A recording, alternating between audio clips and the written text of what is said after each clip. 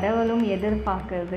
நம்மளை படைச்சதுக்கு நம்ம ஒரு சின்ன சேவைகள் செய்து நம்ம குடும்பத்தை நல்ல சந்தோஷமாக பார்த்துக்கிறதுக்கு தான் மனிதராக நம்மளுக்கு ஒரு சிருஷ்டி கொடுத்துருக்காங்க. இந்த சரீரம் வயிற்று, இந்த ஆத்மா வயிற்று, நம்ம எவ்வளோ நல்லது செய்கிறோமோ முடிஞ்ச வரைக்கும் செய்யுங்க, உழைப்பை கொடுங்க. நிறைய பேர் சொல்லுவாங்க, நான் நல்லது தானம்மா செய்கிறேன், எனக்கு ஏன் இந்த கஷ்டம் அப்படின்னு. அது பூர்வீக ஜென்ம தான். இந்த ஜென்மத்தில் நீங்கள் கஷ்டப்படுறீங்க.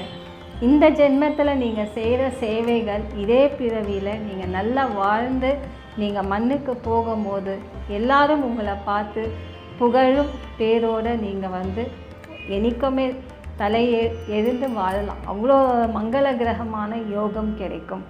வாழ்க்கையில் இருக்குது, கஷ்டங்கள் இருக்குது. கஷ்டமே நினைத்து வாழ்க்கை வாழாதீங்க, நல்லதே நினைத்து வாழுங்க. ஒரு நாளைக்கு நிறைய முறை நம்ம கெட்டதை தான்